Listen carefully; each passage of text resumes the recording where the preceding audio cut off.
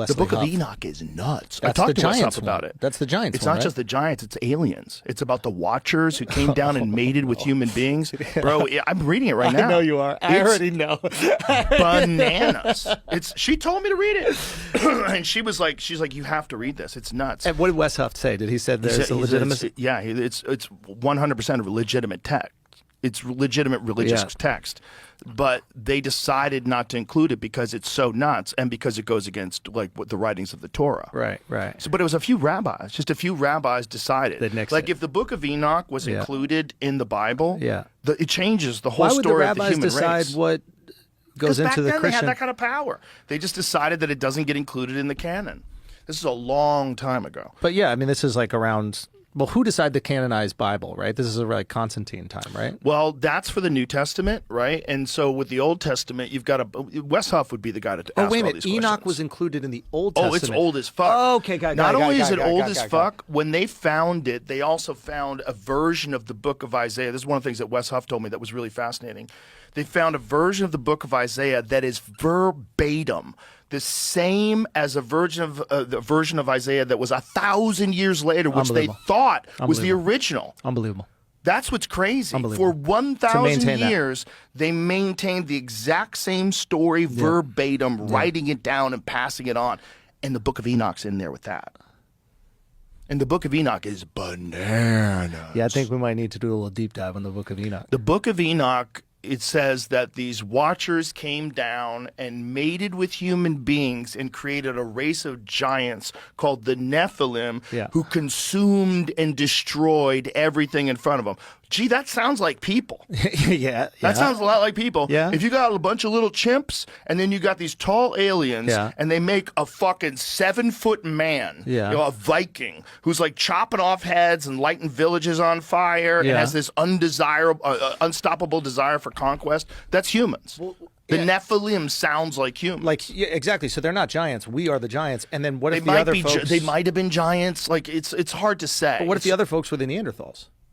Well, because there was a time where we're living together, right? Right. Well, they were here before us, allegedly. Well, the question is, like, where did humans come from? Yeah. This is the real question.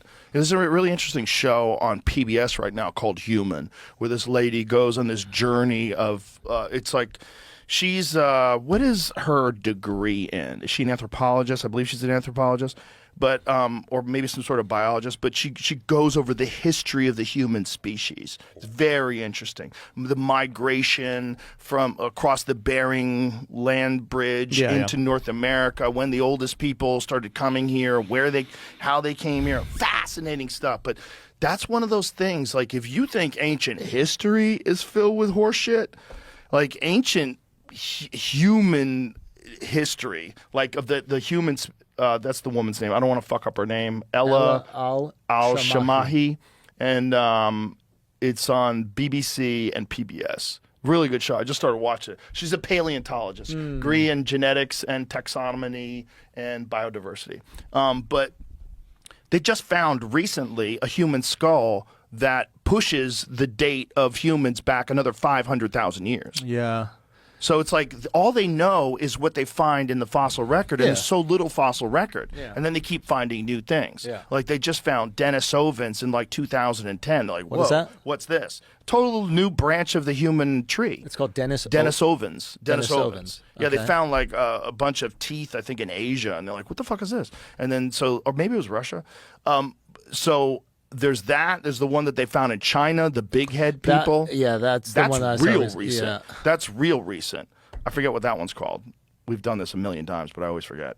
But so they're always finding these new versions of humans. So how many of them really were there? But if there's a bunch of science experiments, if aliens are coming down and like, let's try them where they're short, really powerful, and they only eat meat. And that's Neanderthals. Like, stop. This one's not a good design. This is not a good design. We need them a little more frail so they invent things. Because the brutes don't invent anything. Yeah, more frontal cortex. Yeah, the Neanderthals had bigger brains than us. That's what's interesting. So then what part of our brain was specifically different? See, we have a very our idea of them is that they were dumb and they couldn't talk and that they were brutes.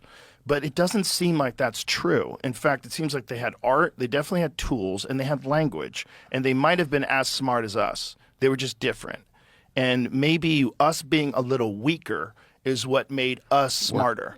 You know? Or made us work collectively. Maybe we're a little more alien, just a touch. Right. There's a little too much salt in that stew. Let's add a touch more of us.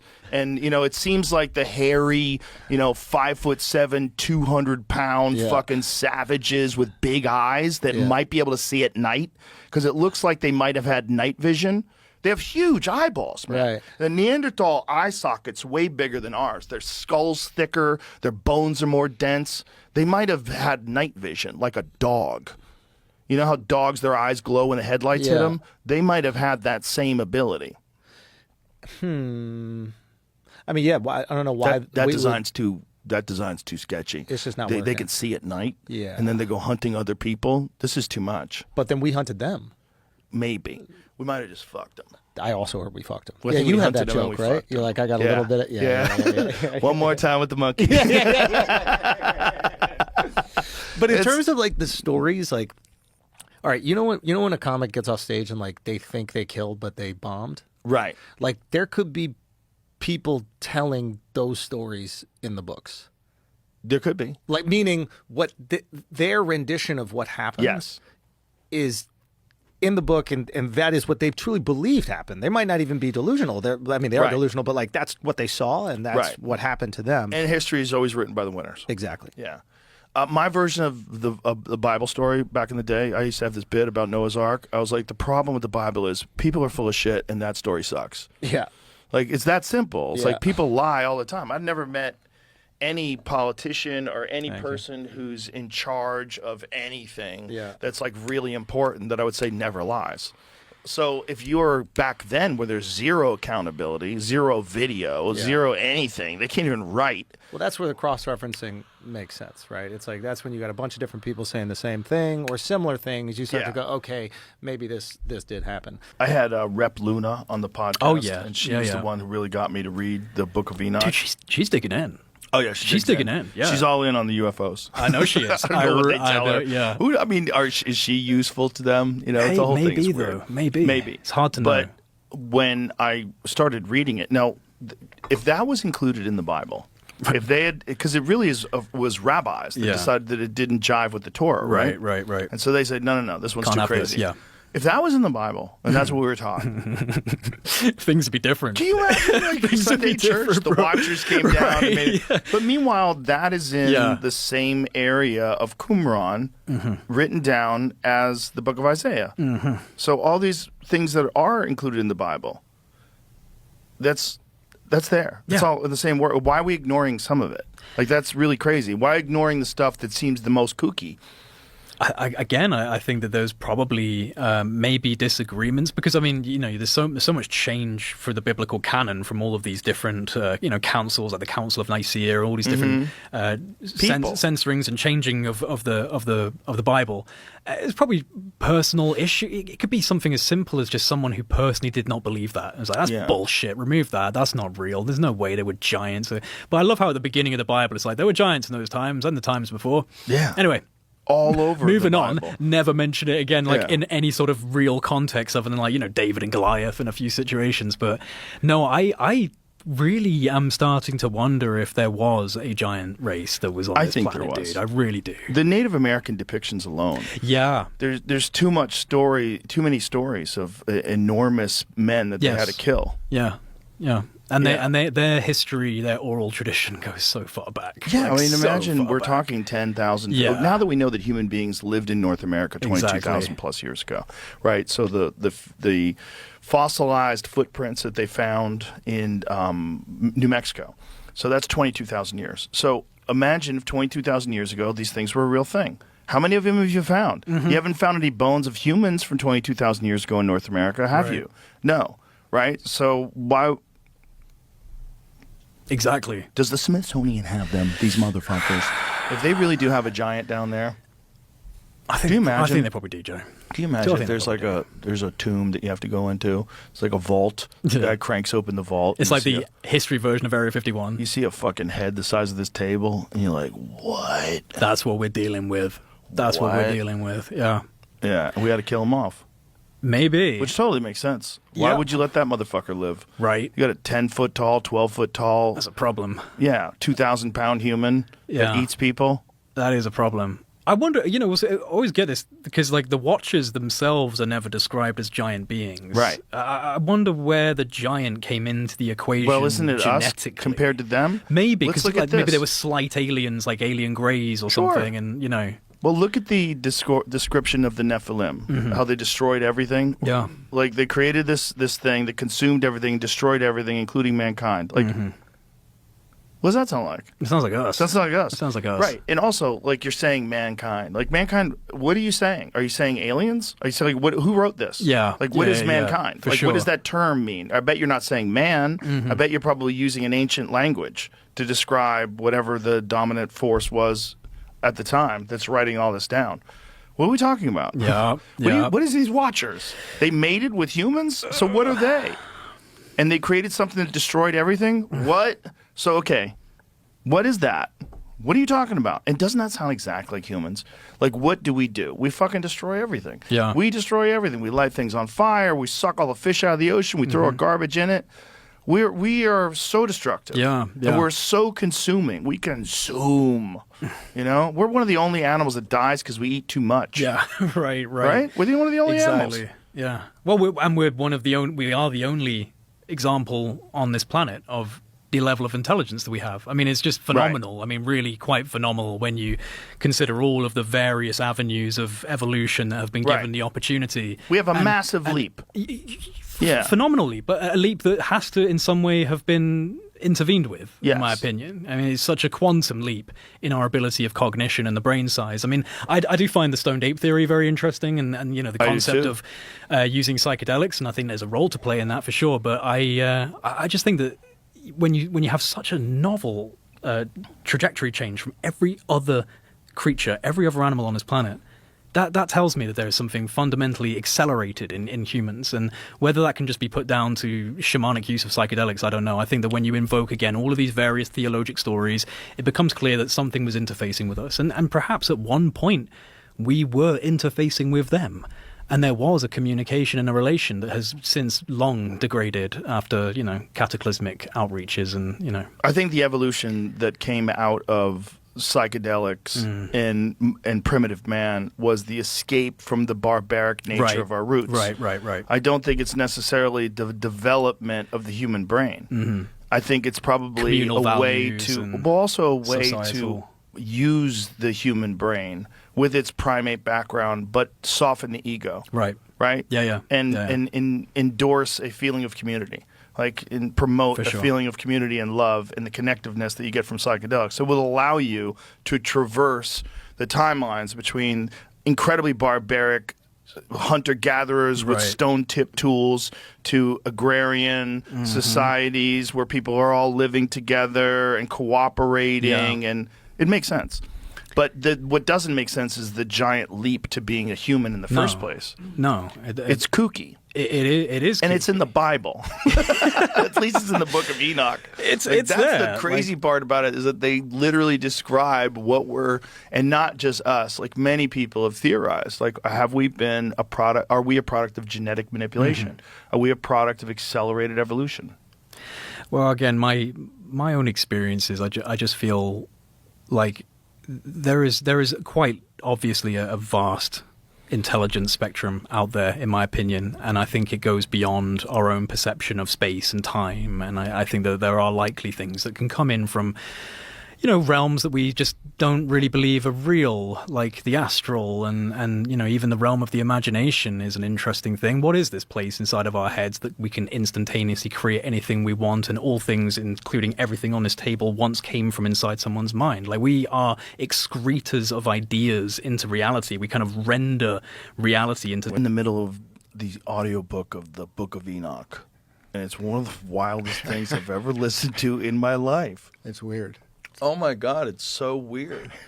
When you realize that a lot of the people in the Book of Enoch are also in the Bible, and that it's one of the craziest stories. It's one of the craziest origin stories ever, that angels came down and bred with humans and made giants. Right. The giants destroyed the earth. Like, what is this story?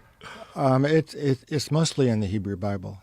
It's the story of what led to the flood. Yeah, the sons of Elohim. How do you interpret the Watchers? What do you think that could be? I think, they're not mentioned in the Hebrew Bible. They are mentioned in the book of Enoch. That's a crazy book, isn't it? It's crazy. Yeah, I started reading it, and I said to my wife, I can't handle this. It's too much. It's because if that was left in the Bible, if they decided that that was like a part of the canon, that would change everything. Well, in what way? It's the craziest story ever. That these things came down and bred with humans and created giants, and the giants destroyed and consumed everything. Yeah, those giants. And consumed each other. Like, yeah, bloodshed. What kind of kooky story is this? Like, what is this? Well, it's the reason for the flood, Right. and all that. Yeah. Things just got so bad, God said, I changed my mind. And he brings the flood. When you hear about these biblical depictions of fantastic events, how many of them are you attributing to a psychedelic experience? Are you open to that, or do you just not worry? Well, they're clearly a psychedelic experience. The Book of Enoch is just fully psychedelic. I mean, Right. At least a lot of it is. Yeah, it's a psychedelic version of the Bible in some ways. Well, it is really psychedelic. I think it's from the release of endogenous DMT. It comes about, or from drinking and having an ayahuasca-like experience. That's what you think the origin of the Book of Enoch is? It's a psychedelic experience. It might be a prophetic state that's brought about. It's a visionary state, clearly. Might have been a huge fever dream. I mean, he was really out there. These things are happening in an alternative dimension. Right. Yeah, I think they're happening in an alternative dimension. Like when you smoke DMT, you return to the same place each time.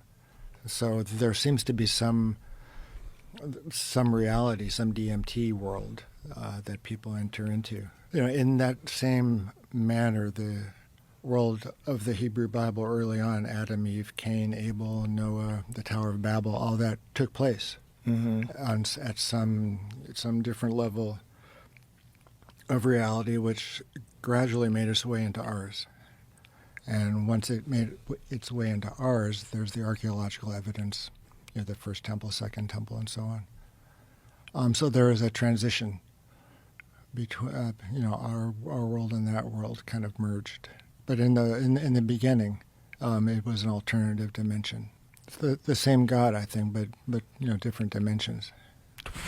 So, is this your own personal conclusion? Yeah. Well, when I was on the show last time, you're asking if I believe those things took place, and my answer then was I take it as if it were true. Right. And then I started to think, how I would do that. Like, in what world would that be true? It'd be a different world. Right. I've always believed that they were trying to record something. I just didn't always trust that human beings were completely honest with their recollection of events. So that there's something that they were trying to write down. But was it really coming from God? Are these accurate events? What exactly happened with Noah and the ark? Mm-hmm. What really happened? Well, 3 stories. 3 levels. Mm-hmm. 2 of each. Yeah, but like, how's he feeding them? Animals eat other animals. The whole thing's nuts. You would need a lot more rabbits. You need so many animals to keep just the lions alive. Right. It doesn't make any sense. How's he getting them all from all over the world into his stupid boat? Yeah. There's so many things that are wrong. What do you think was going on with that story? Like, what is the origin of the story of Noah and his ark and his family and all the animals on the boat? Yeah. Well, I think it was taking place in that alternate universe. It may have taken place on the planet. I don't know. I'm, looking at, why we don't have any clear archaeological history story, what about what happened during the time of Noah, if there was a time of Noah. It's useful because Noah came from Adam and Eve, and he and Noah and his family were the only survivors of the flood. The first thing Noah did, got drunk after the flood. The first thing. The first thing he did, he planted a vineyard, grapevine, drank, got drunk. He exposed himself in the tent. One of his grandkids reported it and made a laughingstock of him. Oh, really? Mm-hmm. Oh, no. Poor Noah. He got canceled? Noah got canceled? Yeah. Took off his clothes. Really? Drunk. Wasn't he like 600 years old, too? He has first child at 600, I think. That seems right? real. Well, he may have lived six. A lot of people wonder, why did people live, in the Bible anyway? Right. How did people live 900 years? Well, they did. But that's also why people question what the origin of the story is. That's why. Can you hear things like that? You're like, wait a minute, how old was he? 600 years old. Come on, man. His first child. He's just a regular dude. Yeah. His first kid when he was 600. Last one he was 830 or so. That seems logical. Yeah. But maybe. Why are you laughing? Maybe. Really, it could Listen, be true. Why not? If people lived normally to be 600, would that be any weirder than living to be 100? No. Like, what if something happened? What if something happened and our lifespan just went? Brrr. Yeah. Well, the final species of man lives 35,000 years. Jeez Louise. That's a long time Yeah. to be in a bad relationship. Imagine 35,000 years of getting yelled at. Well, they that would be bad. But I mean, I'm saying 35,000 years would be awesome if you have great friends and your life is together. But can you imagine 35,000 years of fuck this place? That would get tired. well, the point that those people tried to attain when they lived 35,000 years was this group telepathy of around the whole planet. Neuralink. Right. Yeah. That was their goal.